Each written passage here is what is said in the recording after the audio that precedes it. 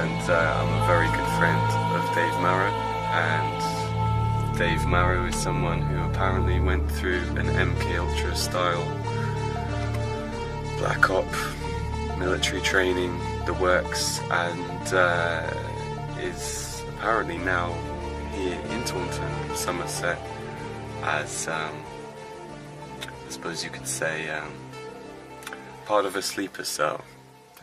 But what worries us is, whilst we think the project may have been done and done with, there's always the possibility that he might, they might just have him on the side, waiting for another opportune time in the future, who knows. So it feels like there's a race against the clock to find out what really happened and be able to do what we can, or do what I can, to safeguard my friend, because, with I mean, just in its very nature, trauma-based mind control, that's what it is. Monarch programming, MK Ultra, the Montauk Project, or as has been reported in England, Project Mannequin. So all these things, don't leave the subject much better off. Let's say, he has a lot of pain and, post-traumatic stress, memories of highly traumatic situations. So, well, let's go to the base. You can, and the original concept of the Manchurian candidate, sending an agent out and they have an ulterior motive, an alternative agenda, mission that's buried in their subconscious, and they're not even aware. They think they're doing something very mundane. They famously tried it with a lady called Candy Jones. Oh, Candy Jones? You know Candy Jones? No, I haven't. She was like a pin-up girl in the 50s. Oh, right, yeah. And they sent her off on a flight, and she went and had a cup of tea with the guy at the other end, and gave him a bunch of flowers or whatever, and then came home. And on her return, the CIA interrogated her and said, "What did you do?" And she said, "I just went and had a cup of tea with this guy." But what she wasn't aware of was that she'd been given a long secret message under hypnosis. She'd got on this flight, gone over there, had a cup of tea with this guy, who happened to be a CIA operative at the other end waiting for her. He puts her under the trance again, using hypnosis, gets the information, the secret message, and then wakes her up out of the trance afterwards, So she leaves just thinking they've had a cup of tea, when she's not even aware of the fact that of the message she's had in her head, because hypnosis is that powerful, And then they realised, hang on, this will safeguard our operatives against, if they get captured, it'll protect them against, not protect them, but protect the information. Yeah. Even under interrogation, you can physically torture someone and they won't have the information to hand because it's buried using hypnosis. So they thought, ideal. Now none of our agents can divulge any sensitive information because it's so far buried in their heads under hypnosis that they're not even aware of the fact that they know this information. Instead of having to send in a whole Special Forces SAS, you could just send one mind-controlled assassin who had really enhanced abilities. Because that's what the Super Soldier program's all about. It's about maximizing the potential of one human to fulfill the most, I suppose, the greatest military purpose possible, So that covers so many different aspects, from espionage to, being an assassin to, whatever it is, and even darker stuff than that. So it works, it makes sense, it's highly unethical, but of course what we know about these people who do it, American military, is they don't have that many scruples, come on. Well, their soldiers are expendable, that's the whole point, isn't it? And where did it come from?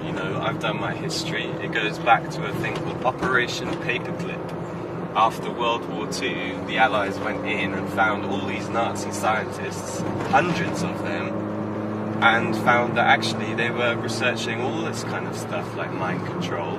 It seems and it worked. So yeah. So I mean, is this situation Nazi connected, E.T. connected with? I think it's big. You know, it's so big and all encompassing that I wouldn't just really kind of focus too much on, you know, whether they happen to wear a swastika or not. It's I don't think it's that clear cut.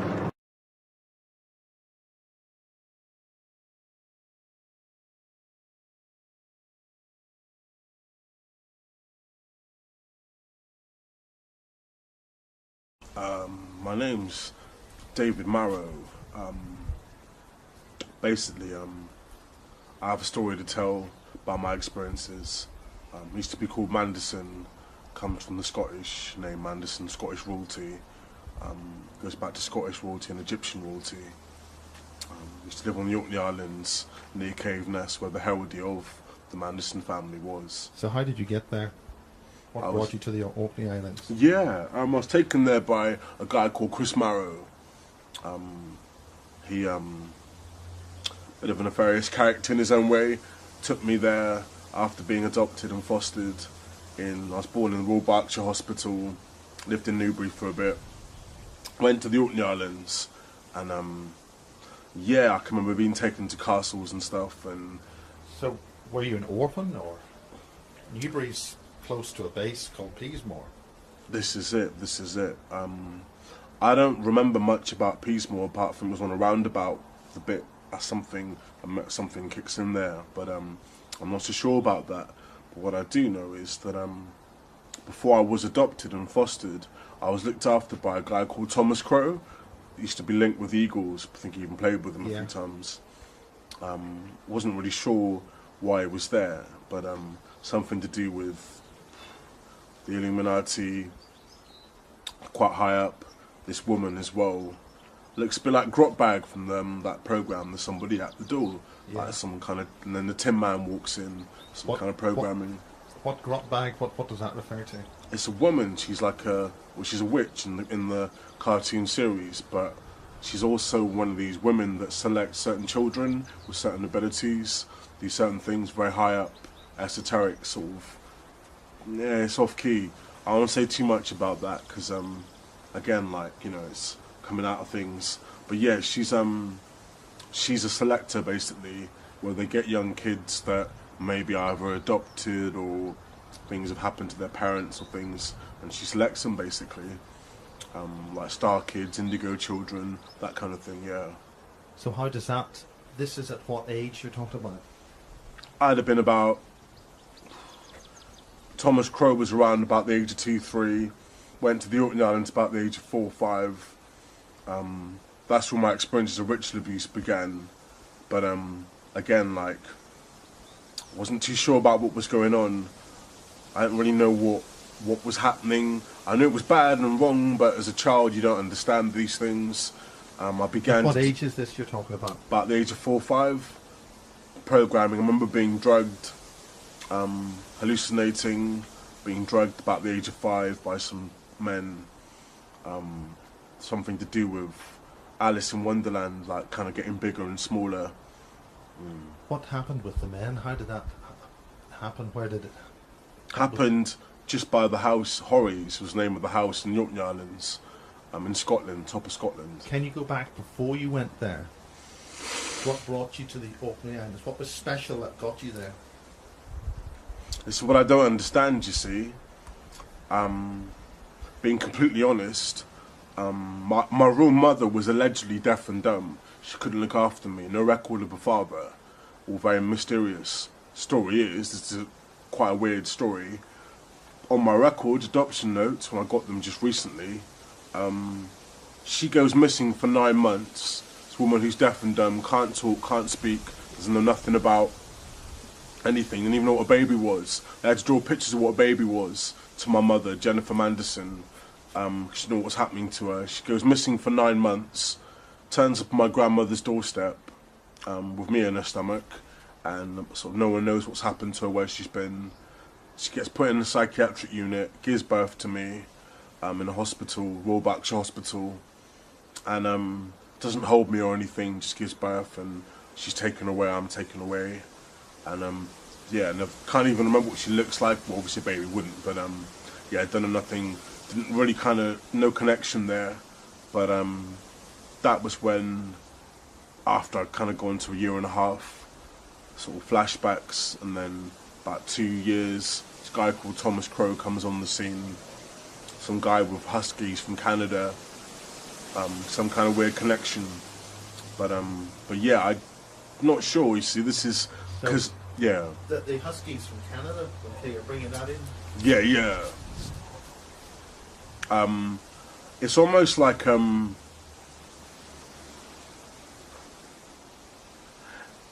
reminds me of Wolverine from the X-Men, like, you know, that kind of thing. Reminds you like the science sort of. It's like sort of, if Wolverine was a real person in life, like sort of in modern day, that would be Thomas Crow. Basically, that was who he would be. Some kind of, I don't know. I mean, from my programming, from things that I've been through, from my experiences, my dissociation, and my memories coming back. Something to do with life extension technology, Right. sort of Nazi sort of Uberman programming, kind of using with the swastika used to be used as a symbol of regeneration, used to be that way around, and they turned it round. But all that to do with programming and sort of a bit like under hypnosis, trauma-based programming. So let's get back to your childhood at the Orkneys. You had terrible experiences there. Can you talk about that? They tried to sacrifice me at some point around the age of between 4 and 6. Some men came round, a ritual sacrifice. I was made to stare at the sun whilst, they tried to put me on a crucifix and sacrifice me, some kind of ritual sacrifice. In what way did they try and fail? I don't know how they failed. I don't know if it was raided or I was also, there was sexual abuse went on as well. I don't know, I don't quite understand how I'm still here. I actually do think I died at one point and something happened because I'm still here. Sounds a bit strange, I know, but there was, all I can remember is being pulled up to the cross, and somehow someone intervened or something, and don't know, I'm not sure. Where was this? This was on the Orkney Islands. Can you name the school or the home? Or you There's a mentioned place the called Scout. Horries, and there's a place called the Scarab Bray, which is an ancient, like there's lots of archaeology. Yeah, it's quite blurry, sort of, because I was drugged and stuff Yeah. as well. You mentioned that this was a scandal in the early 90s. Was the police involved? Were the raids involved? CID, Child Protection Social Services, raided the island looking for a satanic paedophile network. Labour Party threw it out as a witch hunt, as a myth, even though, well, due to lack of evidence, even though there were countless testimonies. Can you mention any of those? The details? Well, I was made to drink goat's blood. In what sort of circumstances?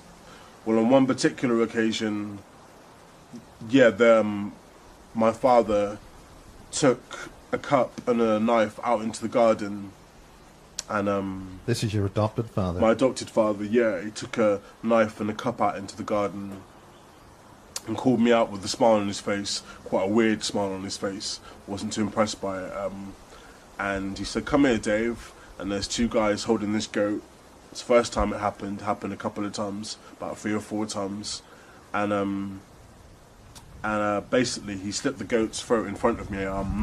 Can't be more than 7 years old at this point, and blood starts pouring out. He fills the cup with blood.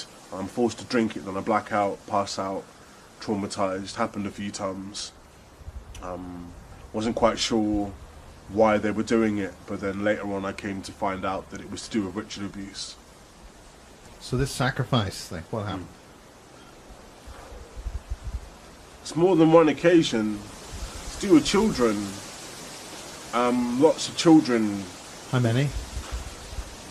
There was a sexual ritual kind of thing went on once. I want to go too much into the details of it, but it's about 30 or 40 children on the island.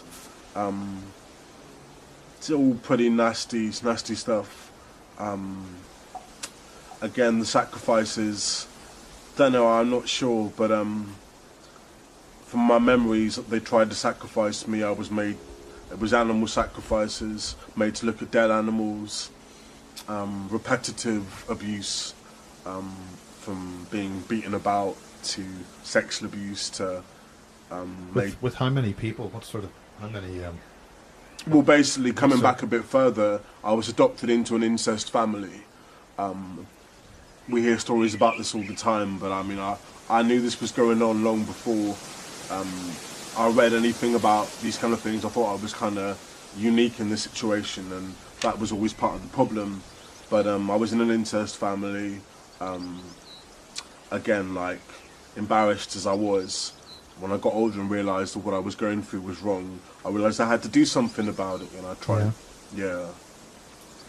So how could you? How were you aware of these things? From an early age, I kind of questioned things. I had a very inquisitive mind, very sort of scientifical, inquisitive mind.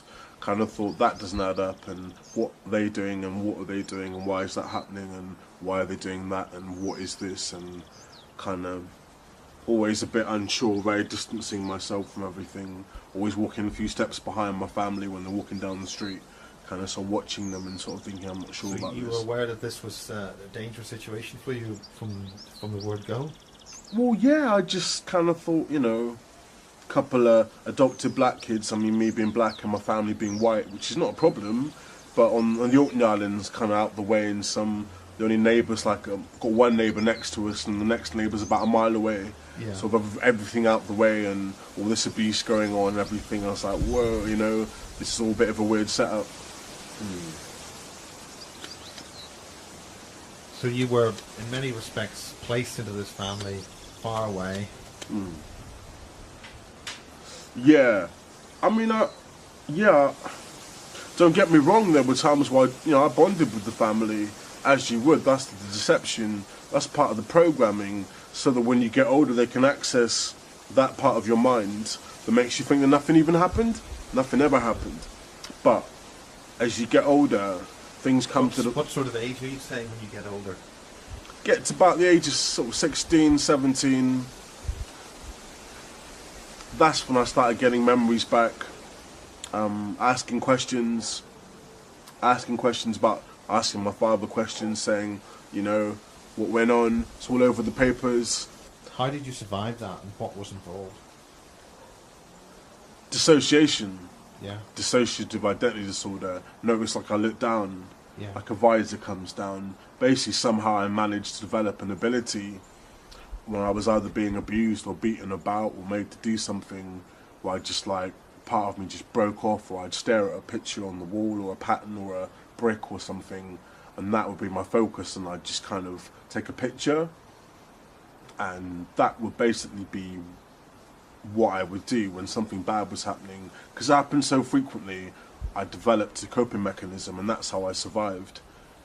Dissociated, and yeah, just that was my coping mechanism.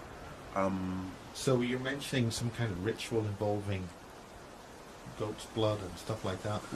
Can you talk more about that? What was that for? Do you know what it was for? What was it about? There was a lot of occult stuff going on in the family, a lot of magic. I think a lot of it was to kind of make me superstitious, get me into mysticism, believing in fantasy, non-reality, kind of Alice in Wonderland, voodoo, witchcraft, kind of Harry Potter kind of nonsense that are rubbish, brought up or raised on nonsense. And what do you mean by nonsense? Well, just like, I'm not saying it's nonsense, I'm saying it's like, it wasn't... You see a film, yeah? It's fiction, and you have reality, and that's like, you know, bread, butter, water, basic stuff. Yeah. And my dad and family kind of brought me up on stuff that, as much as I was dissociating already, it's just filling my mind with, you know, I may as well be up there, you know, anywhere. Yeah. Kind of. Oh, I can even remember amazing like situations where I'm basically eating earth or licking potatoes, trying to ground myself. You know, just trying to cover my face in mud, just trying to keep 2 feet on the ground. Because one, I've been drugged.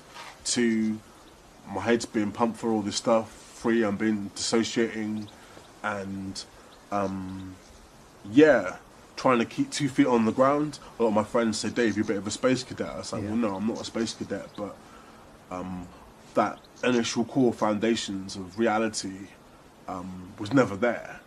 Well, it was there for the first few years of my life, but it got taken So are you dealing away. with, when you said space cadet, I mean, are you dealing with ETs, greys, aliens, any of that come into things at all? Later on, I lived in Bristol for a while. Later on, that all started. First experiences. Lived in Bristol, my first abduction experience. I'm living in a house in Bristol, in Southville, with a guy called Marcus. And What age were you not then? 21, 20, about 20. That's when I first started remembering, that's when the first experience happened. I'm basically in this house in Southville, guy called Marcus, age 20. I goes to bed one night after meeting someone who said I was going to be taken, and he claimed to be an extraterrestrial. Yeah, that's all coming back now, yeah. Claimed to be an extraterrestrial guy. So how does a human being appear to be an extraterrestrial? He said that he's from the planet Sirius, B or Sirius, something like that. Claimed to be from another planet, and I didn't believe him. I thought, nah, you know, you're a human being. His face looked a bit funny, like kind of lopsided. Strange thing is, I'm working at Pizza Hut in Bristol. I just want to tell this bit; it's important. Working in Bristol in Pizza Hut, and this guy walks in with a bottle of wine, bit drunk.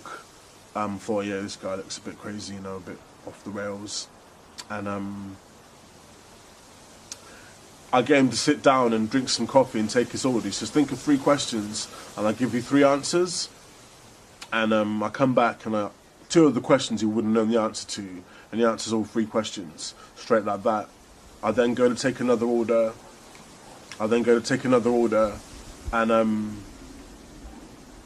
he says, I get the order wrong, so I have to get the supervisor to swipe the card. And he basically says, don't worry, just type in my name. This guy walks in that claims to be an extraterrestrial. Strange enough, I type in his name, Russell, access all areas, can do whatever I want with the computer. I was like, okay, it's a bit freaky. He then says, you don't believe me, I'm an extraterrestrial, not a lot I can't do. And he says, he pulls out 3 CDs out of his bag and says, pick any pub in Bristol, we walk in, from the minute we walk through the door, the first track from each of these CDs, from the 80s, these CDs, will start playing. So I meet him after work, I choose the pub, I walk in, bang, all 3 tracks start playing. Get a bit freaked out. Says you're going to be taken. So there's a war between the negative and positive extraterrestrials. And he says, Did he detail who's negative and who's positive? talked about greys.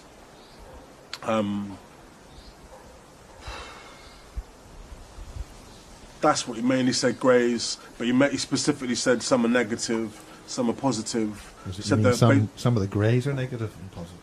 he said that basically the negative extraterrestrials were controlling the American government. That's what he was saying, basically. And by implication, the government here. The sort of global government kind of running things, pulling strings at the top. Sort of like a superior race manipulating the human race, our kind of, this planet. So what about this man? What kind of extraterrestrial was he? Did he say? Or was I didn't believe him. I didn't honestly believe him. I thought he was talking rubbish. But strangely enough, about 2 weeks later, I move house, lose my job, because I went a bit, not crazy, but I kind of thought, well, you know, this is all a bit spinny. Some guys just showed me a load of stuff that I ain't even seen David Blaine or no one like that do. Seen nothing like that. And I goes to bed one night, and I wake up, paralysed, can't move. There's white lights everywhere, bright lights everywhere. My body lifts up. Just before I hit the ceiling, everything goes black. Next thing I can remember, falling back into my bed on top of the covers, and there's something moving about in my back. I can still feel it now sometimes. It's still there. Yeah. Feels all hot round here as You well. mentioned on the phone some kind of life form, like a symbiont out of the TV series Stargate. Yeah, like but bigger, and yeah, probably more than one entity. A few years ago, my friend went for an X-ray at Musgrove Park Hospital in Taunton, Somerset, England, this town.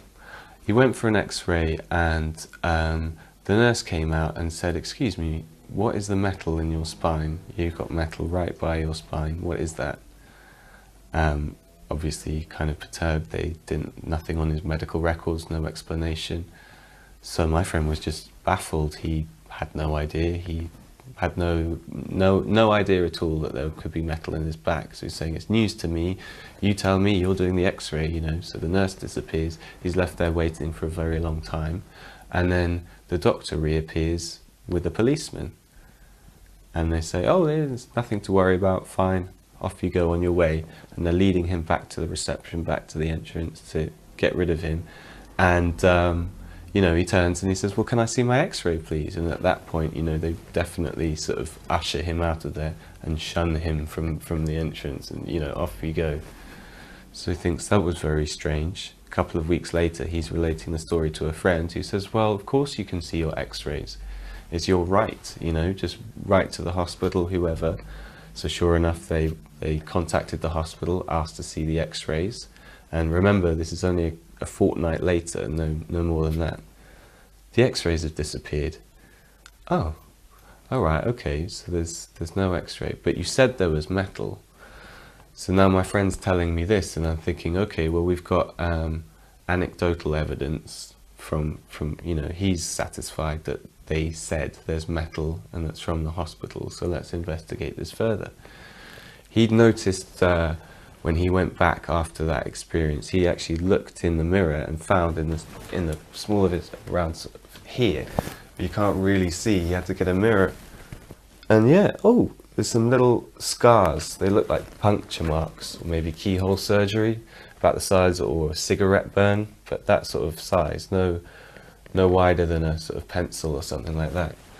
Little circular scars. There's about 3 of them.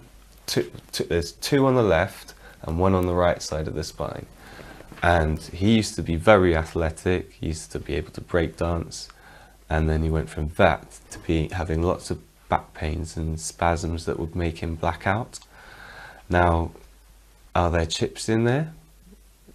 There's a lot of question marks flying around. So anyway, we heard of other people who've had exactly the same experiences. You know, you've interviewed... What about magnetic resonance imagery with certain people? MRI. He went for an MRI scan, and sure enough, snap, crackle, pop, the machine malfunctioned. Now, what do we know about MRIs is you shouldn't take metal into an MRI machine. So that's consistent with having metal in the body. Now, I mean, I know other researchers have had MRI scans recently, and it stops the machine. The machine just stopped while scanning her. Right. Yeah, this is it, because it shouldn't have metal. That's Brenda Butler at Rendlesham. Right. So anyway, what happened to his MRI scan images? Well, a radiologist has had a look, and there's only a section through the lower portion of his pelvis. So the spine isn't, the area in question is here. Yet, that's the only one that's still on his record. Yet what happened to the one of his head, his torso, which was all done at the time and commented on at the time? I mean, it's not there. We did a scan on my friend using what's called a bug sweeper. It's a counter surveillance device for picking up listening devices, like little bugs in your office. So you might have one in your mouse mat. You might say this phone is like the bug sweeper, you know, beep, beep, beep, it's got the dial, it tells you what. Anyway, did one of those sweeps on my friend, and sure enough, we were able to locate, and I've got the footage and posted it up onto YouTube, able to locate. And where it was buzzing, now remember the scars from the hospital, it buzzed right on them, and then you take it off when the signal goes down.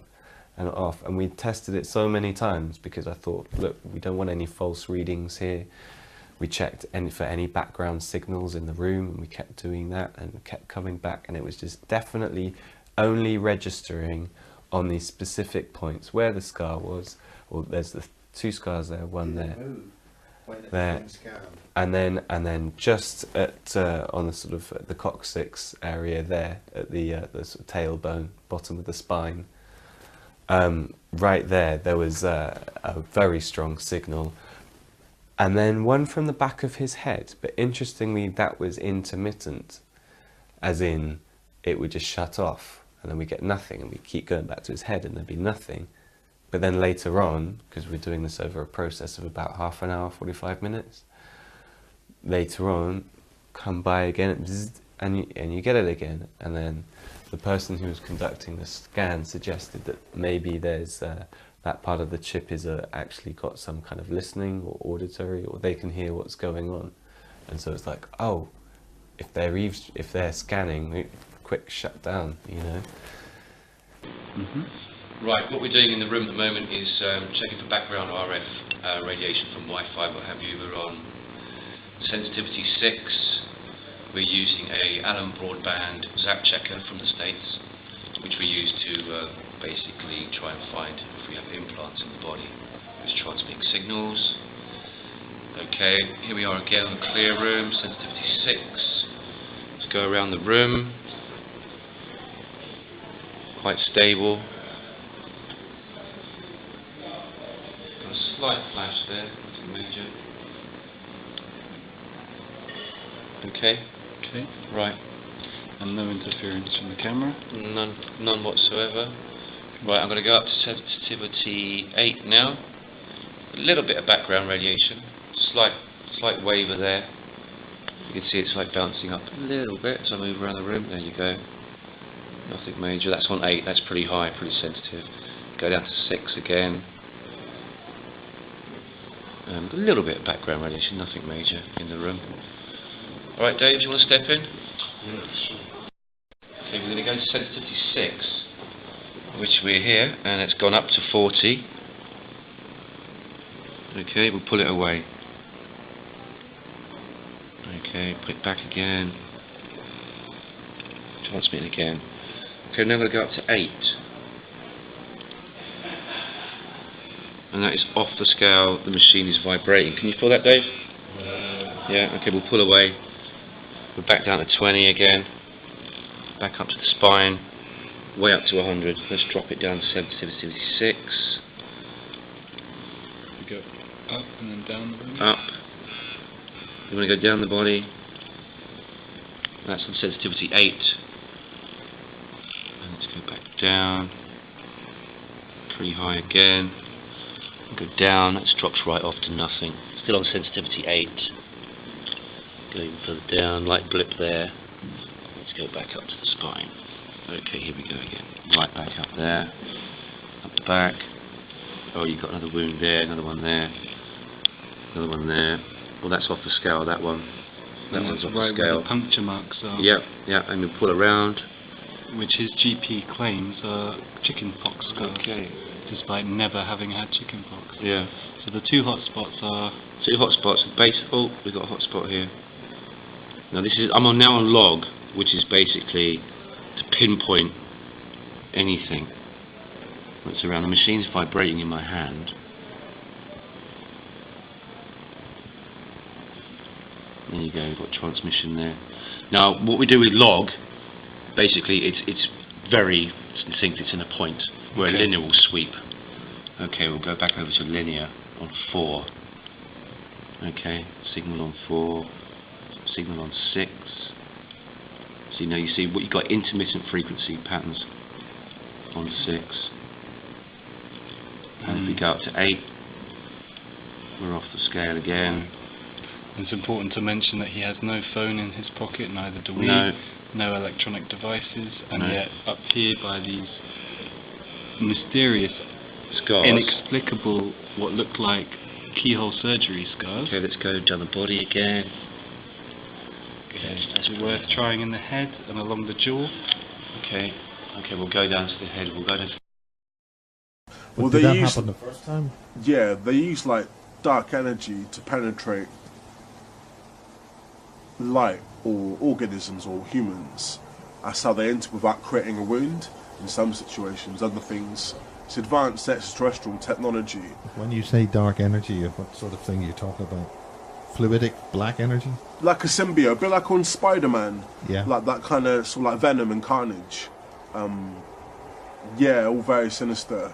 But this thing that went into me was like a sort of, a bit like on Stargate, like a sort of dandelion-shaped sort of, the head and the bottom, some kind of weird creature, and another thing went down my nose, again with the dark energy.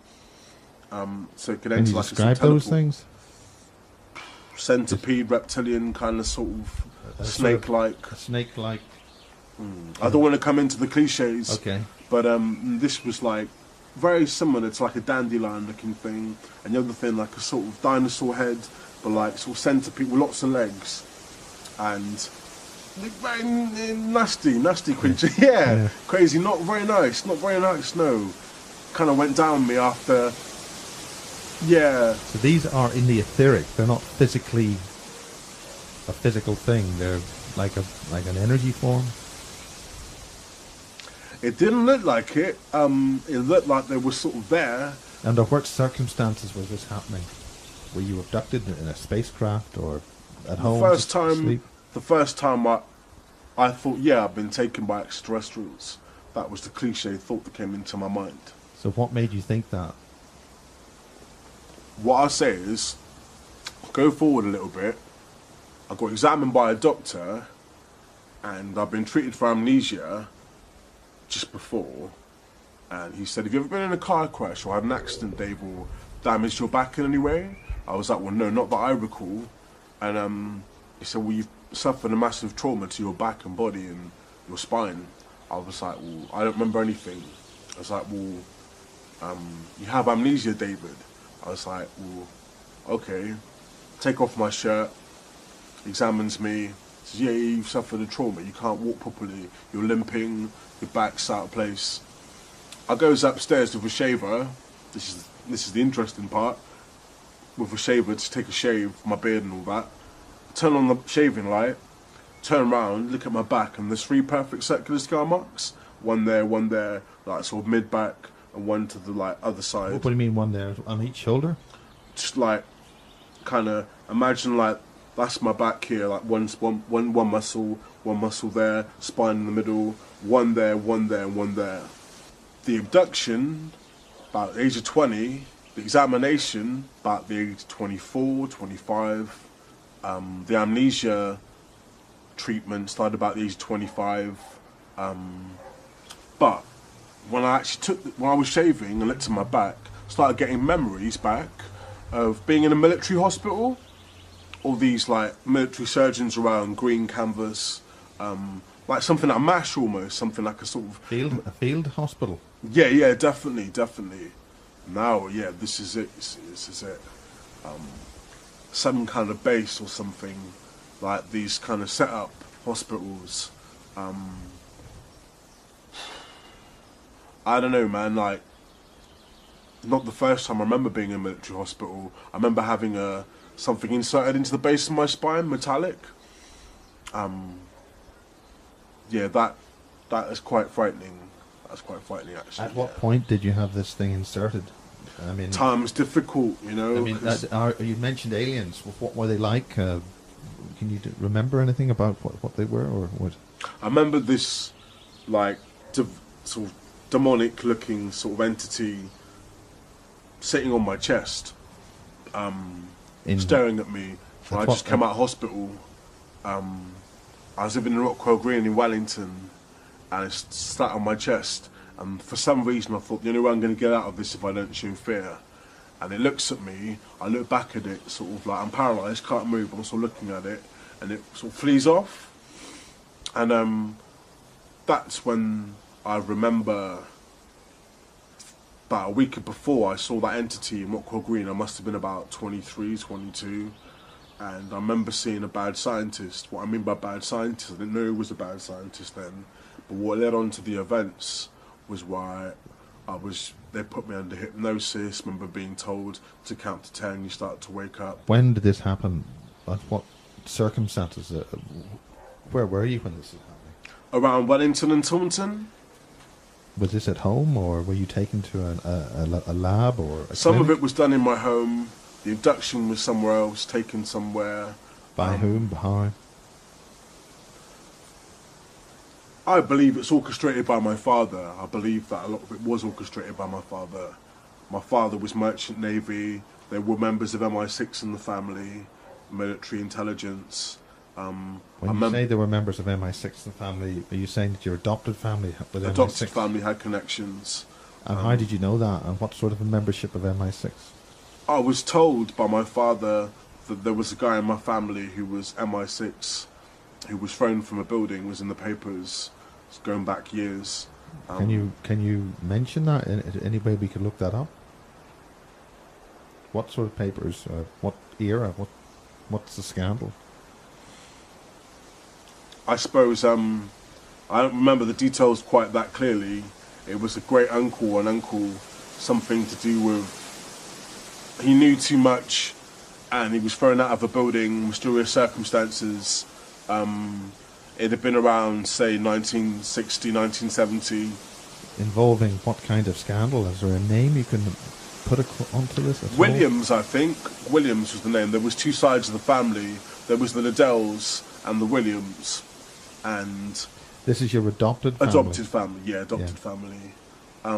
Going back to the military hospital, just as I'm talking about that now, some more memories come back. It was actually a base. Which hospital? Where? Military.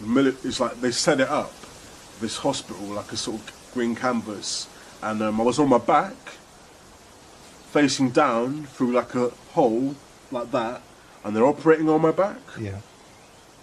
I remember doing missions. Yeah. Can you mention the base you're at? Does it a number, any detail at all? What can I say? I mean, what sort of region of the country are we talking about? I don't even know if it was in this country. I don't even know. I even know that far. Do you remember travel to and from there? I just remember being taken bits like black. What? Bearing in mind, a lot of it was done under hypnosis, where told to count to 10, people clicking their fingers, while I developed complex post-traumatic stress from people clicking their fingers and putting me into trance, people calling out post-traumatic suggestions, always being put into a trance. Still now, it's happening now. And when you say it's happening now, has it happened this not week? right this moment, Yeah. but like always something, if a click goes off or someone says a certain word or 1 sugar or 2 sugars, that's a trigger. Yeah. Bad boy as well, that's a trigger, that's a suggestion. So I mean, if I was to say, would you be on mission now with this interview? What's made you come out with this information now? What's brought this? I guess like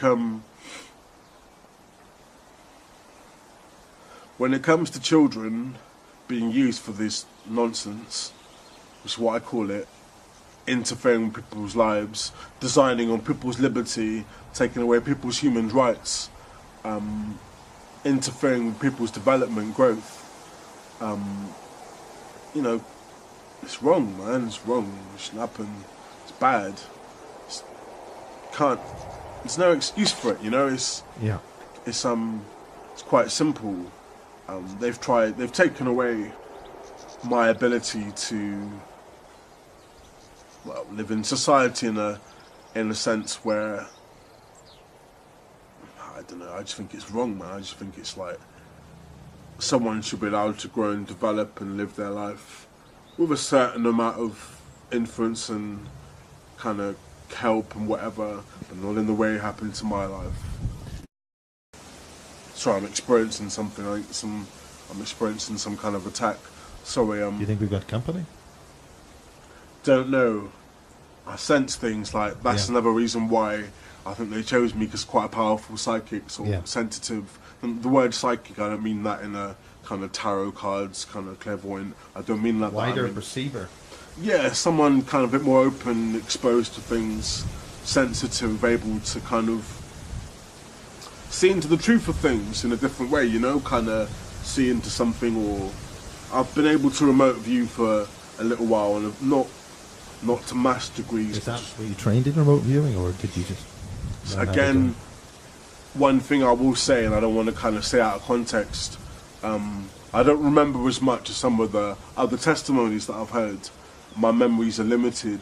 What I will say is that I know there was extensive use of drugs on me, radiation, they used electric shock treatment on me, not treatment, but electric shock on me, drugs, hypnosis.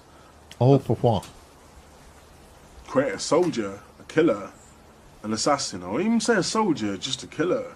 Someone they can manipulate, control, someone they could use, someone they could So use. how are you currently under control, or do you? I'm a sleeper. Yeah. No, it's like I'm down like this. It's like a dark cloud comes over.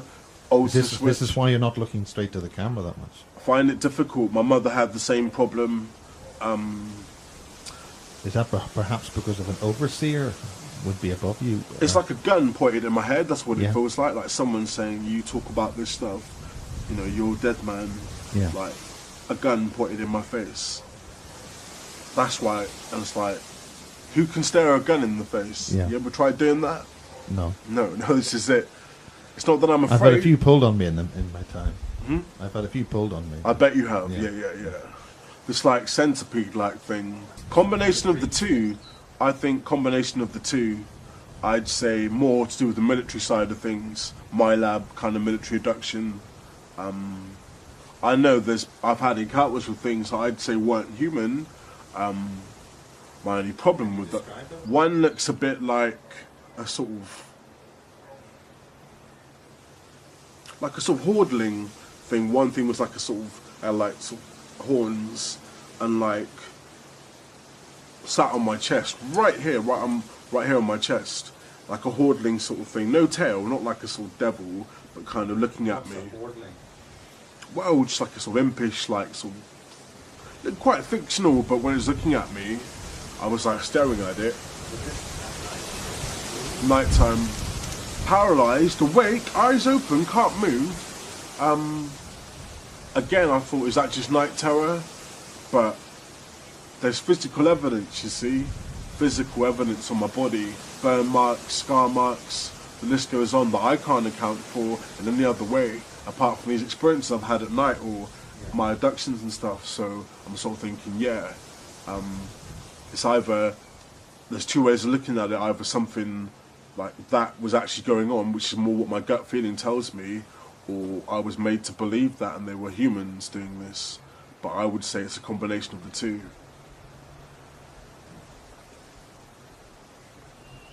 So, Working with extraterrestrials, working with humans, as in us being subservient to a... what kind of extraterrestrials, and how do you know they're extraterrestrials? Just non-humans? Non-humans. What I mean Tall, by... Yeah. short, fat? What sort of description are you talking about? Small, a lot of them. Quite small. So how many are you talking about? 5, 10, a group of 100? A lot?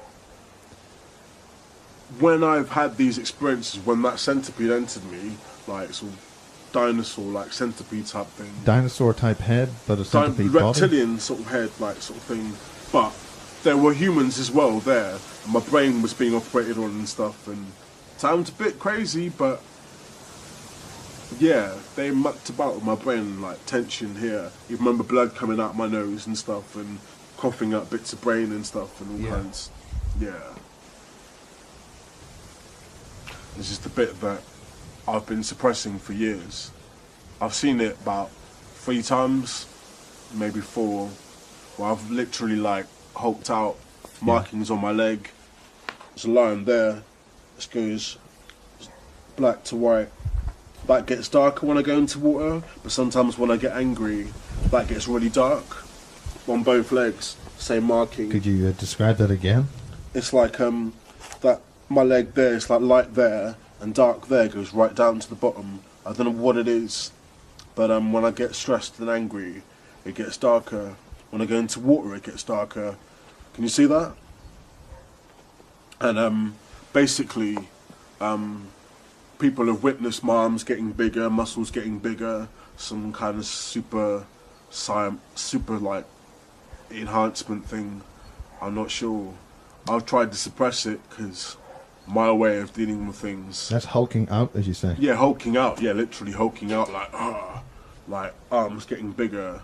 Even my boxing trainer years ago said that I had the hardest punch he'd ever seen. No one ever hit like that. Someone of my age actually said that to me. He would clarify if I spoke to him. He said, no one hits like that. You hit like Mike Tyson hits at the age of 15. I can remember my psychologist talking to me and saying, we don't know where you get your strength from, David, where you get your strength from. We've given you 3 tablets that would knock most people out for 3 days. Yeah. And it's knocked you out for about 30 seconds and you're out. Do you know the tablets that they gave you? Don't know what they were, but they said he'd given them to people and they're out cold for 3 days. And they don't know there are some people who've got an ability to resist that. Well, this is it. And that wasn't just the context of what she meant, but she actually said she wanted to know who my father was. CPN said you can blast out energies as well. You seem to be able to like give off some kind of energy that knocks people down. Yeah. Is that a defensive energy? I think it is when I'm threatened, when I feel threatened. I can remember being part of a sleeper cell at Burnworthy. This is Burnworthy Manor. And what's interesting is Dave said he remembered a lot of the activities happened, and there was a lake down near the woods. Now, I came down here the other day with Dave, and we walked down a track, and he said, yeah, the lake's down there. But we couldn't see the lake. It wasn't until I got on Google Maps and had a little look, and yeah, aerial. So I looked and I thought, right, there's the manor house coming down here past the woods. And then we descended down this track, and looking on Google Maps, sure enough, there is a lake in the woods. And where is this lake? So it's just down this track to the left. Yeah, he said something about a lake and some kind of...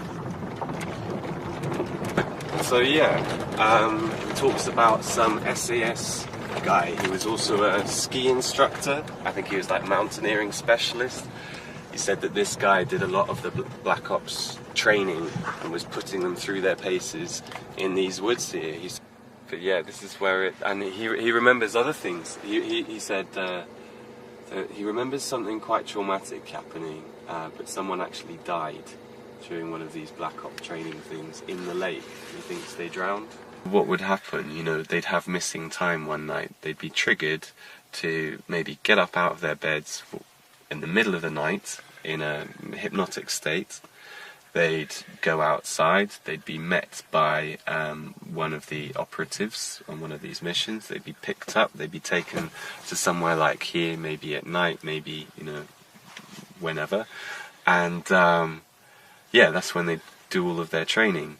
But then when they wake up in the morning, they'd feel physically knackered and really tired, but have no memory of what happened during the night. They might even have cuts or bruises, but they'd be explained away somehow, you know. You've got to remember that, well, from the point of view of my friend, what I think has happened is his father has put him through this, adopted him, and then put him through this whole thing. And if you're adept at hypnosis, then you don't really need to explain yourself to the close people around you, because you've probably been messing with their heads as well. So I'm talking this guy's wife, you know, it's a case of you see nothing here, there's nothing to see here, you know. She might not necessarily, although apparently she did say in front of, is either a doctor or social worker, she actually said, yeah, David has been a victim of satanic ritual abuse. Taking these people's soul and actually attaching negative entities to their aura, you know, to... Now, what do you mean by adding entities to their aura? I mean, one of the things he discusses is this sort of millipede thing with a reptilian's head on it. Now, that's something I've heard before from other things. And you mentioned... I personally couldn't comment what that is, and whether that is... Who have you heard it with from before? A vivid... I went to another hotspot in the country for mind control, which is supposedly Totnes in Devon again, and when I went there, I was actually going to the Totnes Truth Festival, which is a very interesting event. I met David Shaler, I met Annie McCon, MI5 whistleblowers. Just wanted to see what they had to say as well. And I met a lady who was psychic. I'm quite intuitive myself. I was stopped by a tramp who was asking. He wasn't begging. He said, "Look, do you want to buy this picture?" And for £1. So I thought, oh, fair play, mate. What's the picture? And it looked like, I can't remember the guy's name now, but the guy who designed the aliens on the film Alien, Oh, as right. in Ridley Scott's Alien. Yeah. They looked very similar, you know, that kind of sleek. And he said, but not exactly the same, but very organic, I mean, beautifully drawn as well. And he said, these are the aliens that come out of me. And there was something inside me that just said, okay. So I said, all right, I've heard that before. And when I pushed him, I'll cut a long story short, but when I actually asked him, I'm careful not to lead these people with my inquiries. When I asked this guy, it turns out, yeah, all of these familiar symptoms that show up in all of these people's stories is, yeah, the family had connections with the military, family had connections with Freemasonry, he was adopted, and what else did I find out about this guy? He heard voices, voice-to-skull technology. Yeah. But we're not talking delusional. He's saying he recognizes people's voices, or, you know, like you can hear a German accent or something in the background. But What this is, as far as I'm aware, Yeah. is this voice-to-skull technology, you know, using psychotronics, using various different means. You can actually have people have oral hallucinations. They hear sound in their own heads. There's a place called Burnworthy, just outside Wellington, near Cypher House. Yeah. Ex-MI6 code-breaking Cypher place. Is it still active? Well, you know, it's a business park. So think of a normal industrial estate. You're walking around, there's loads of businesses, there's loads of courier vans driving around, there's people, there's noise. There's none of this going up there. Cypher House was bulldozed. Now you've got a purpose-built complex, which still holds the name of the original buildings, such as Enigma House, Cypher House, all these buildings there. And I can't find any registered businesses there. There's a self-storage at one end, but what is the actual complex? What's going on there? I can't find anything. And so much security, number plate recognition. So is it still in use? Well, it could be, you know. If it was a big Asda supermarket and we just rolled in there, you know, I'd say probably not. But how it is at the moment is a definite possibility, I'd say. Yeah, interesting. What do you mean ex-MI6? Surely MI6 is never X. No, what I mean, they've knocked it down now. Well, M6. It's been it's been knocked down. You can still read about it on the internet. Burnworthy, Cypher House, Comstock. I've got some notes. Yeah. So were you involved with deciphering things? I don't think so. I think that's just where they train me in, like ninjutsu, martial arts. Have you been on missions? Can you talk about anything like that? I remember getting a memory back. Waking up one night, massive memory floods back. I'm running, fall over, running, fall over. There's an explosion. I get up, and then fall over and black out. I think I'm being shot at, and I'm not sure exactly. I'm not sure. Is this in the day or the night? Daytime. Hot climate, wet climate, Quite warm, quite hot. desert? No, there's trees around and grass. What sort of trees? Fern trees, I think. Fern, something like that. Pine trees. Packed forest or sparse forest, open fields? I don't know. It could have had something to do with, for some reason, I remember the next memory after blacking out, I wake up by a MiG aircraft. I don't know what type. And then I go off in the MiG. What kind of shape was the aircraft? Old and clunky or No, it's flashy like and modern? Yeah, a MiG F-18, F-16, something like that. Interceptor. All I can remember was being a bit off my face as well. Like drunk, almost Yeah. feeling quite drunken. And don't want to sound bad or anything, but whatever was happening there, we were losing. In some way, yeah.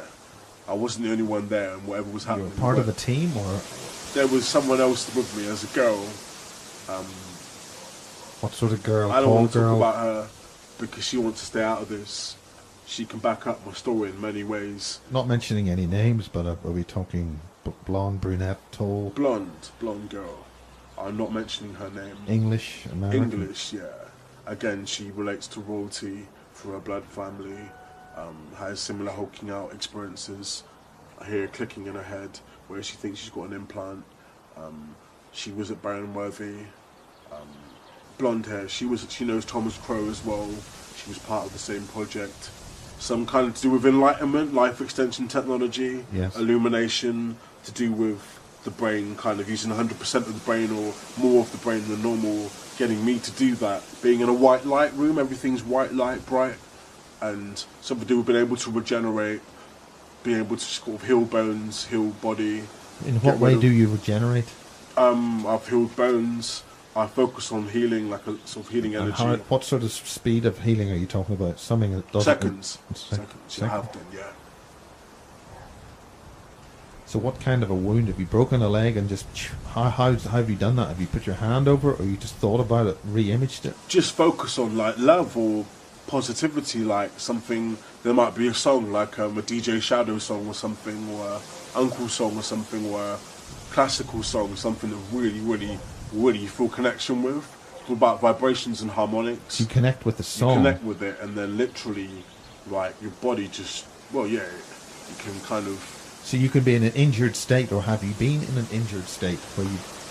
I have been in an injured state and healed, but ever since this entity, not been able to get rid of it, trying to get rid of it. You've still got the entity with you? There is something I can feel here. Yeah, it's moving?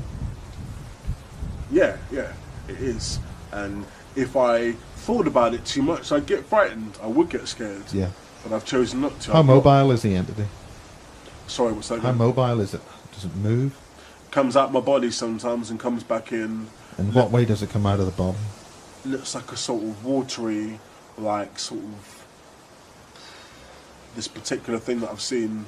It could be etherical, but I've seen it. I feel it. It's like kind of. Has it got a lot of tentacles? Nah, it's more like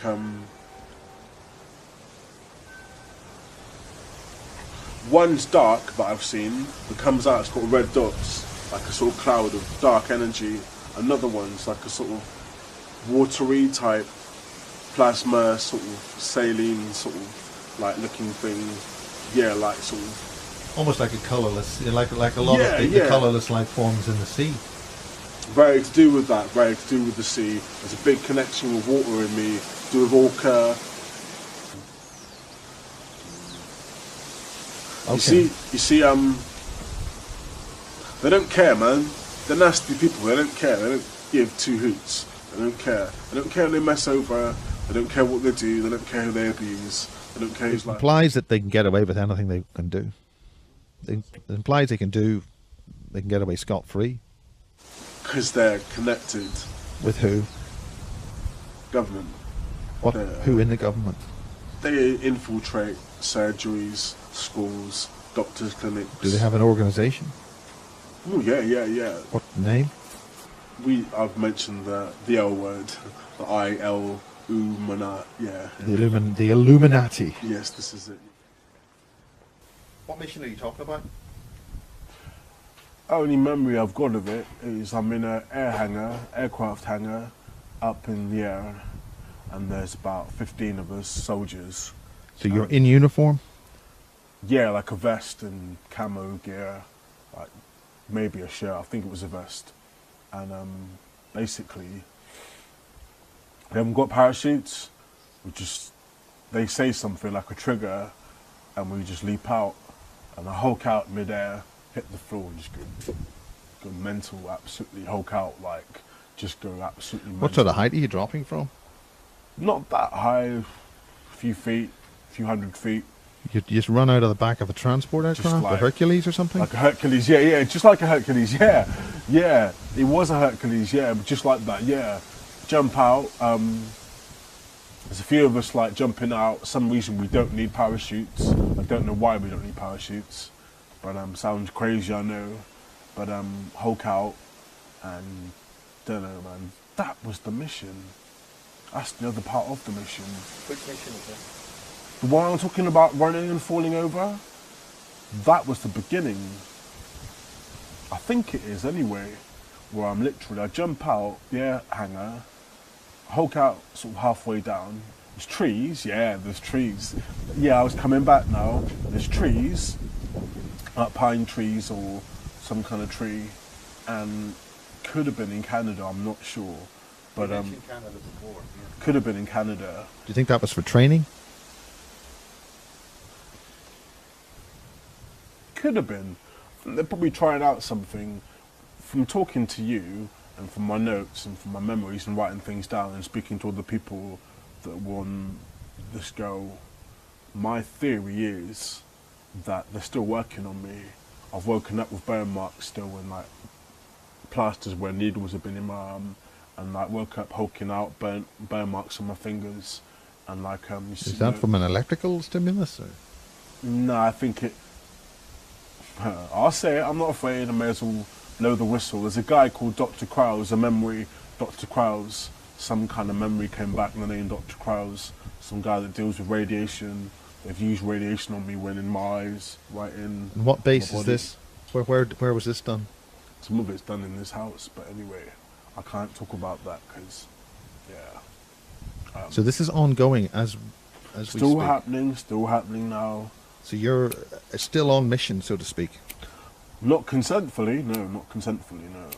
Under hypnosis, drugs, radiation. When does that happen? Do they just walk in and... Well, it seems to have something to do with, they've got access to my subconscious. In what way?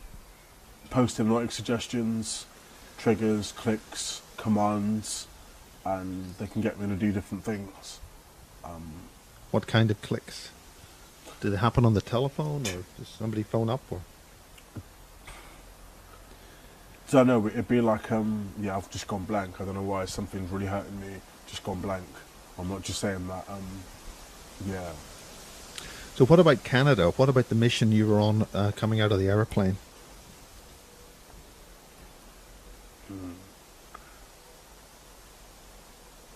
I think I was either leading a team or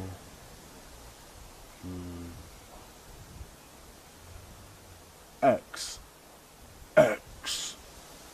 Ooh, yeah, like that's something like X Gene, X Men, science. Yeah.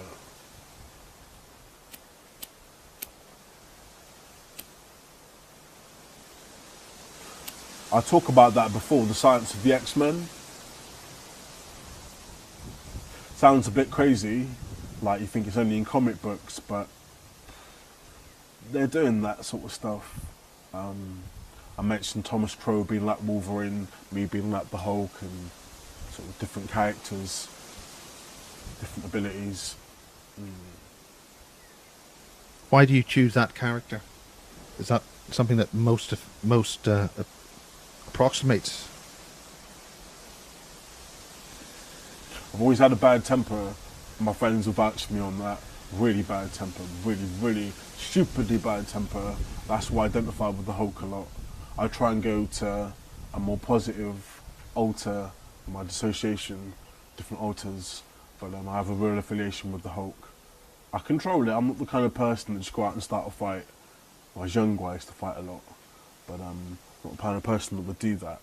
But yeah, I always had a really bad temper.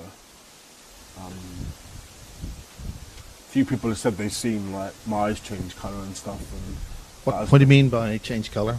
go like green and orange and yellow, like different, mainly green when I get angry, and like just sort of muscles get bigger. And yeah, I'm suppressing something. One, because I don't want to hurt anyone for no reason, but at the same time, because I don't believe in violence, in terms of just mindless violence, if you know what I mean. Yeah. It's no point. And I can honestly say, I call him Angry Man, because if he, yeah, he's like someone I keep in a cage in my mind. I keep him there, not just in my mind, but physically and mentally. I keep him in a cage, because if he gets out, other beings... So how did you meet Matt Todd, and what brings the connection there with what we've mentioned in the other Bases series, for instance, the James Casbolt things? Have you got any connections with that? It just seemed quite strange when I looked at James Casbolt's story, as a friend of mine mentioned something on YouTube, and I talked about my story to a friend of mine, and he mentioned that your story that you've explained to me over the last couple of years is very similar to James Casbolt's story. I did speak to James, and there's various similarities. Talking about Atlantis, he connects with that. When did you speak to James? A little while back, only about a few months ago. And yeah, what similarities are there and what differences are there? Being in the same area, very young, racial abuse experiences, military training, hypnosis, dissociation, Berkshire, Newbury, remote viewing. Yeah, it's all very off-key stuff, but and of course that's in common with our Prime Minister, Mr. Cameron. He spent his early life at Peasmore. Have you got any connection, any remembrance, and do you remember anything about going underground into facilities at all? I think there's been water, underwater. Yeah, you mentioned water. Underwater, I don't know about underground bases, I know about water. Thought experiments, what do you mean by that? A bit like a sort of mental, metaphysical laboratory in my mind, where I can, like, to do with my breathing, I can literally use my electromagnetic field to take samples from different places. It's all about immunology. A lot of my, not so much training, but stuff that was to do with, a lot of it was to do with immunology and finding cures to diseases, and like trying to find matches for things that could help or work. Or I remember knowing about the avian flu before the avian flu was talked about, and the swine flu. What do you know about those? I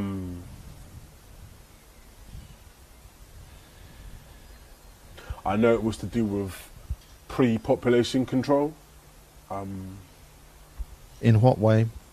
Not in the stages that we've seen to wipe out the population, but I know that some of the agendas, a lot of it is to do with a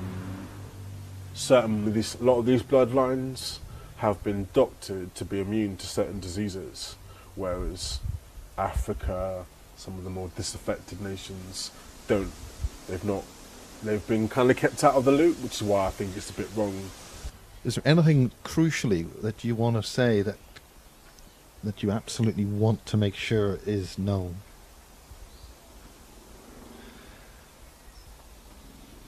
It's to do with ETs. What kind of ETs? Have you met any ETs? Are they all government, or what's the biscuit? What's the crux to this situation? What one thing is it that you really want to make sure is released? Don't let them get their way. The New World Order. Don't let them get their way. Why People. and who are you talking about? The elite, who oversees the elite. And who are the overseers to the elite? Are they I think human? it's something to do with the Anunnaki. Book of Enki talks about that. Anunnaki, I ain't messing with those. But there talks in the Bible about the Nephilim, the reptilian sons of the serpent. I ain't talking about that because that's all doing my programming. I'm a bit frightened of that. What is this programming you keep talking about? Conditioning, different types of programming. Don't fully understand it, still trying to understand it. But the Anunnaki, I believe, talks about it in the Bible, but Anunnaki cycles, processions, all to do with some kind of race, a very powerful race, Have you met any of those people? There's the microbes and the macrobes, macros and the microbes, different, sort of the two lines, the genetic line, which are interwoven, and Anunnaki being the fully developed genetic or fully optimized genetic code, full understanding of who they are, and us being the kind of, but then people like myself and the indigo children have a higher percentile of that kind of code deciphered within ourselves through intelligence, knowledge, through regression, for understanding. But then again, the more subservient human race, again, lesser understanding of their code, their origin, their understanding, their origin. Again, X-Men Origins, that film, classic example of this kind of human, extraterrestrial, or Anunnaki, God, gene, whatever you want to call it. Are you saying that you are actually, in some respects, part human, part not human? And that's my theory. What's the not human side, X-Men side, your development project with that relationship? I'm not sure. I'm still researching, still regressing, still meditating, still trying to work out, still testing what I can do. I think it's to do with the Anunnaki. I think it's to do with that. I think it is. You said you could tell the future. What is the future with regard to the return of the Anunnaki? There will be a Third Reich uprise. Blatantly, it's already happening. There'll be a Third Reich. Detail, in what way? An attempt for a one world government, one banking system, chipping, ID, one food system. Bit like what the Nazis tried to do, what the Egyptians tried to do, what the Romans tried to do. A one system, the Romans, Nazis. I knew, again, when I want to say too much about that, but I think it is all about a one government, a one world system, where everyone's kind of like a slave race. They're going to try and do that. They're already trying to do that. All I can say is that I'm one man, yeah, and I'm not going to try and take on the world, but ultimately, can't let that happen. Can't let that happen. We're not supposed to be slaves. What can we do about it? What can ordinary people do about it? Stand together instead of dividing and attacking each other. Finally, about going back to the Orkney Island situation, is there anything you want to say about that that hasn't been said already that you want to get out? Are you saying that there's an E.T. secret government involvement with child abuse? Not wishing to put words in your mouth. There's a lot to do with Freemasonry, which I ain't going into, because I've kind of chosen to leave some of that talk. But what I will say is that there's a very heavy movement in the Orkney Islands to do with that, Kirkwall being their own epicentre of Scotland for that. For what, precisely? Secrecy. Things that people don't want people to know about. Ritual magic, the drinking of goat's blood, stuff like that? It's all to do with intimidation, fear, programming, mysticism, conditioning, dissociation, programming. If you can manipulate someone, you can control them. If you can install fear in a great way, you can get someone to do pretty much whatever you want. That's kind of what I was put through. And like Stevie Wonder says, if you believe in things you don't understand, you will suffer. Without quoting anyone too much, I'd say, yeah, they try and do that to people. If you've got someone who's afraid of something, like afraid of spiders, and you put a spider in front of them now and say, you're going to do this, do that, they'll do it. And, you know, it's what it's like. Do you have any advice for somebody who's in a similar situation? Find other survivors, find other networks of survivors, safety in numbers. It's not about being militant, revolting, uprising, using violence. Anyone can do that. It's about standing your ground and teaming up and talking to each other, consoling each other, comforting each other, helping each other, encouraging, strengthening, all those things, standing together and validating each other's experiences, convicting each other's experiences in a way that allows people to accept what they've been through and move forward and not be discredited and not be devalidated. Be validated in their experiences so they know what they've been through, they can accept it, they can see the truth, they can shine light on the truth and expose the darkness take it away. Light, truth will set you free, shine light on things so they know where they've been from, so they know where they're going, what's happened and where they are now, so they can have some grounding, some peace of mind, inner peace.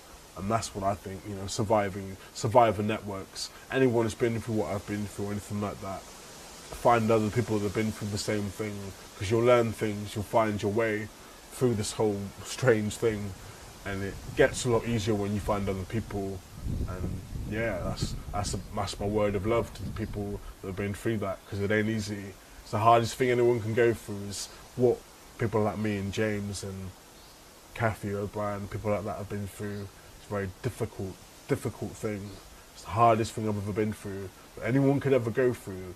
But there's meet other people who've been through the same thing and can make your way through it. It's not all got to be seen as a negative. It can be seen as something that is an experience that can be positively looked at as bravery and survivorship.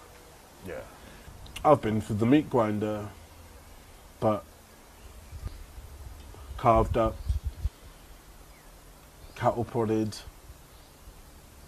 Someone went in with chainsaws and chains and hammers and went to work on my head and my life and my upbringing, and they're just angry at me now because I'm not dead. I'm not saying they can't do nothing about that, but what I'm saying is, yeah, they tried to get me to cooperate completely, and I kicked off from an early age and said this is nonsense. Can you name any names?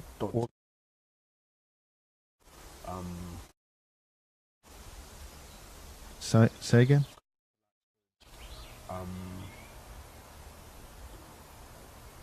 In organization. Overseas. Bad. I like to know where he is and what he's doing, how he fits in and all this. I'm not saying he's bad, but yeah, my father, nefarious character, not good, man. He's not really my real father. I wonder what he was doing. I think someone got to him, something happened, somewhere he got. What about the life extension technology you mentioned? Yeah, that's, if anyone ever knows anything about what happened in the Second World War, they sent Nazi scientists to Germany, Nazi scientists to Tibet and to Egypt and to Indonesia, I think, as well. And there's something to do with the Tibetan monks and the Egyptians. Well, the Horus had the symbol of the swastika the other way around, and so did the Tibetans. They'd realised that it was a symbol, because the mind can be governed by symbolism to a certain extent, where certain symbolism in the right order, like Reiki, Himogore, advanced Reiki, all those things, love manifest, faith healing, all those things, they worked out that a lot of that symbolism could be used to regenerate and to heal people and to prolong life force. If you read books like the Bible and various other books, notice how the people that lived in the Bible lived for a lot longer, were said to have lived a lot longer, because they had this technology and the bloodlines were preserved. This is very, very groundbreaking, you know, this is full on, but I'd say that this knowledge was there of life extension technology, and slowly, as the years have gone on, the human race has slowly digressed or degenerated into a lesser capacity of mental intake. I know there's parts of the brain that you hear about schizophrenics, people with manic depression, you hear freestyle rappers, break dancers, they're using bigger parts of the brain, higher parts of the brain, more bigger parts of the brain, and there's parts of the brain that scientifically proven you get to a certain age and we stop regenerating to the same degree.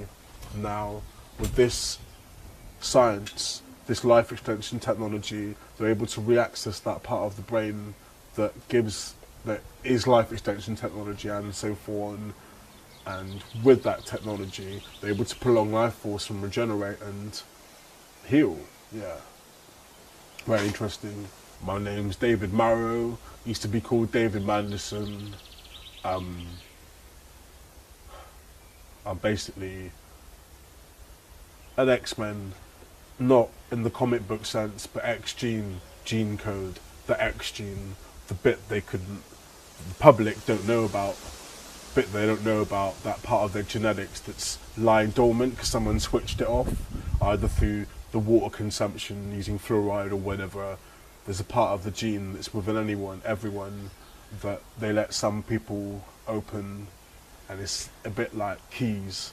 Some people have the key to that, give them the key, or someone's got the key they use on someone, and I'm someone who was allowed to use that extra part of my DNA, the gene, that X gene, the manipulation of chromosomes, genetics, DNA, nucleic acid. Yeah, that's basically it. I was someone who was allowed to use my abilities, overseen by some not very nice people, in order to see what the human potential is capable of.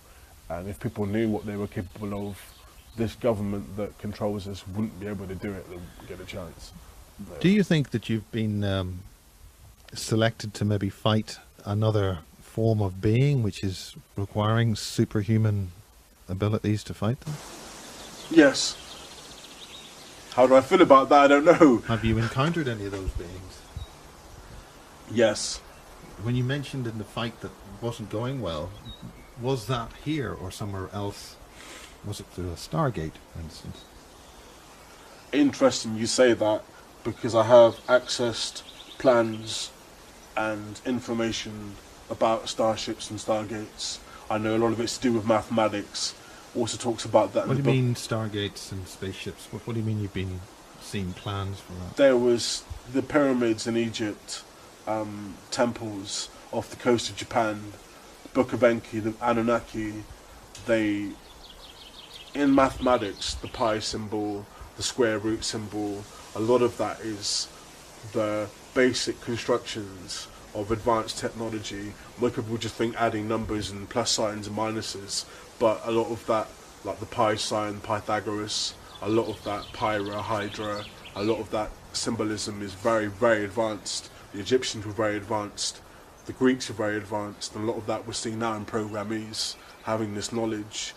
What do you mean advanced in what? Mathematics that's taught in schools The is language? very... Three-dimensional, hyperdimensional symbology? Yes, definitely, yes. There is, mathematics is the language of the universe, the matrix, the universal matrix of consciousness. We're talking matrix construction. Yes. Divine matrix, whatever you want to call it. Creation of realities. Yes. Almost like a counterfeit reality where symbolism governs the mind and mathematics is the code of consciousness. So we're talking about reality management here. Yes. And the ability to create something that someone can oversee, to have power over something, to make someone feel powerful. But ultimately, I think, Were you fighting in other domains, other matrix realities? And what did not go right? I think on one particular mission,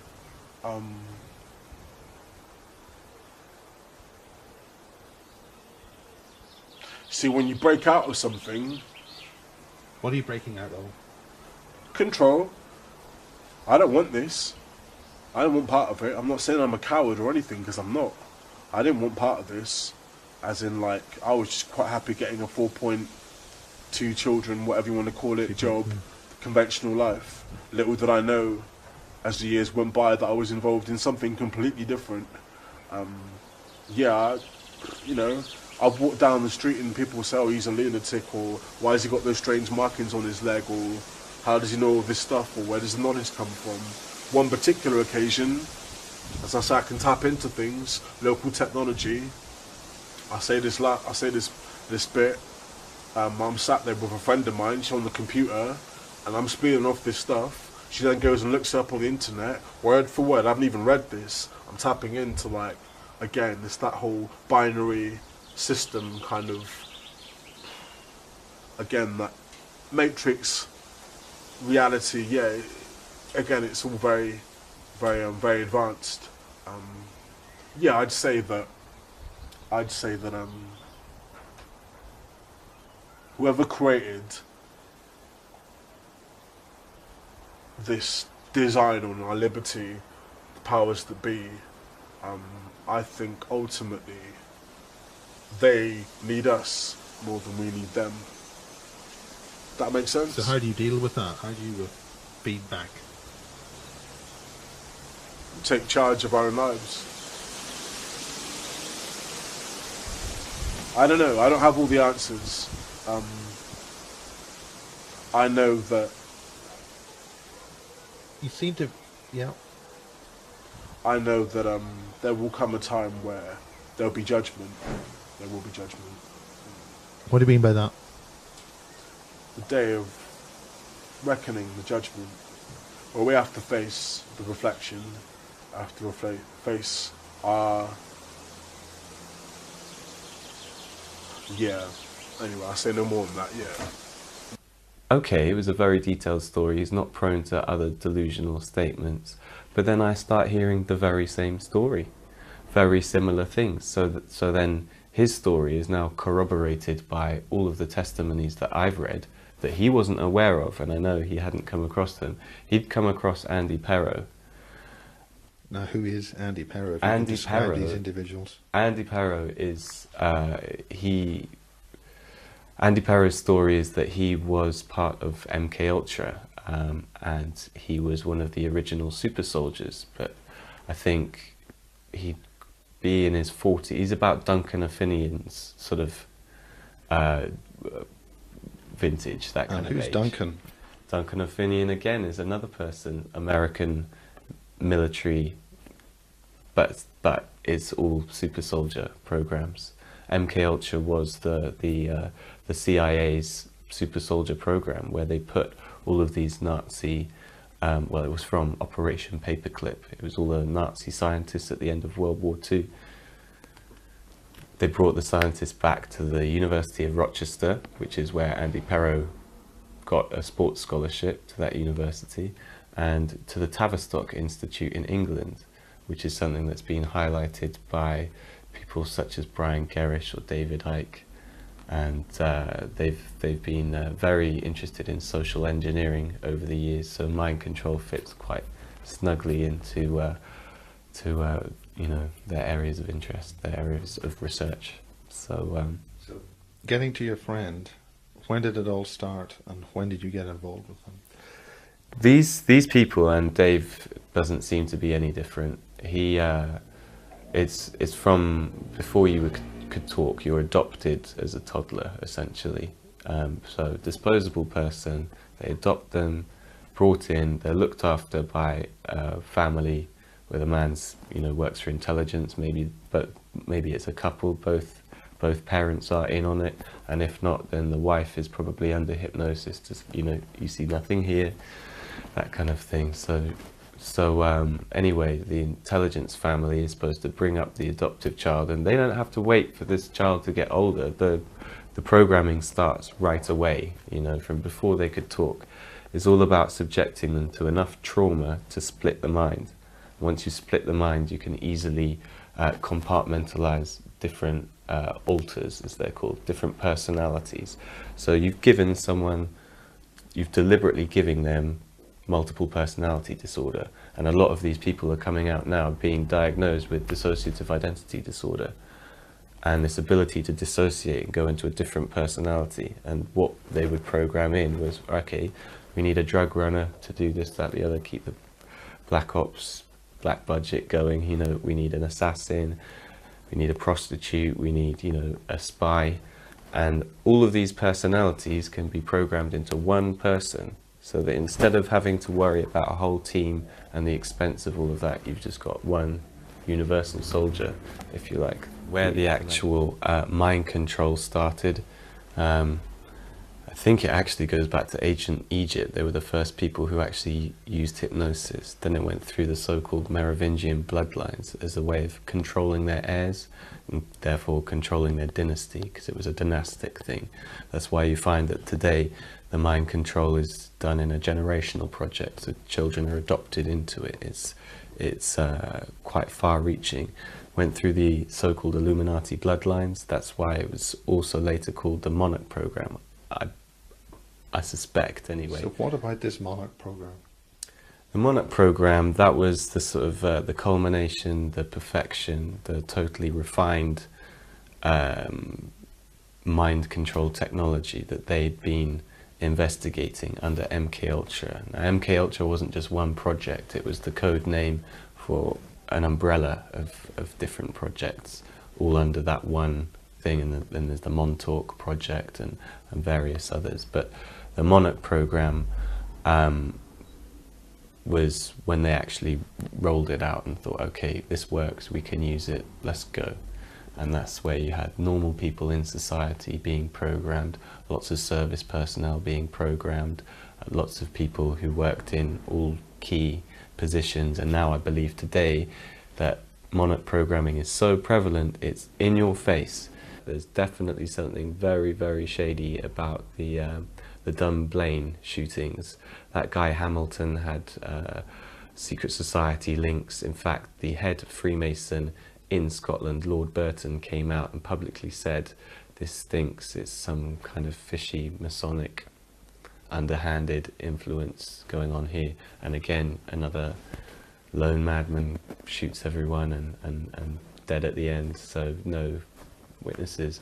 A lot of people say that the guy who shot John Lennon, he's a programmer, you know, loads of them. But then turn on your TV now, you've got people like Lady Gaga, you know, your Christina Aguilera, a new one to look out for, Miley Cyrus.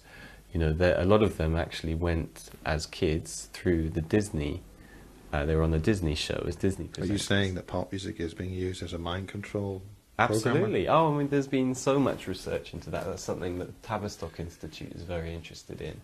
And that's one of the things that you deal with, is music and bands and things.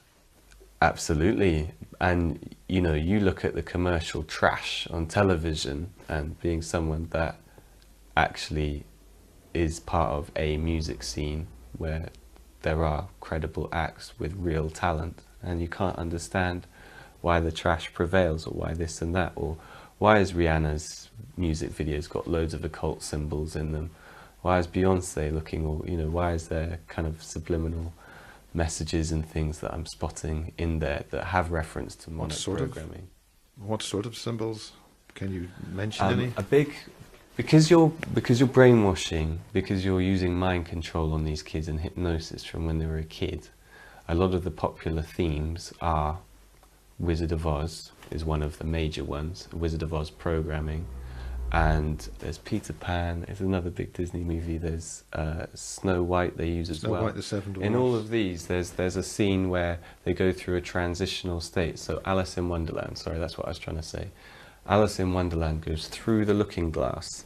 Now, MI5 are alleged to have used this Alice in Wonderland style Monarch programming, where they're actually, because they're lazy now, they're using bits of the script, and it's all under hypnotic suggestion. So when someone says you go through the rabbit hole, you know, to someone who's been programmed to have that specific phrase. So I mean, you can watch the movie, you'll be fine, you wouldn't respond to a post-hypnotic trigger just from watching the movie I'm talking about. You've been taken through a hypnotic induction watching segments of this film where Snow White falls asleep for 1,000 years, and then you go into your trance, and now all someone has to do is kiss you on the cheek to wake you up, or this kind of thing as a post-hypnotic trigger. So the hypnotist would say, you know, when I say you go over the rainbow, you know, you will fall into this state. And that's where they can take the kid out of school, because remember, these kids are living normal, supposedly normal lives. Take them out of school one day, put them in a trance like Darren Brown demonstrates, say the words over the rainbow. I mean, this may be making programmees who are possibly researching this feel twitchy. These kinds of phrases would make them feel quite uncomfortable. I think there's, from what I understand, there's a few different ways that you can trigger someone. A lot of these people have chips. There's quite a few of these people that I've found all together in this country. There's 9 of us, I would say, in my group, as in terms of people I'm in contact with. Can you name them? James Casbolt, he's one of them. Matt Todd, he's one of them. And Dave, he's a third one. And I'm naming those 3 because they're already on your video. So they've already come out on your video and said this. So that's And you've got fine. 6 others. Yeah. So, And what can you hint what their stories are?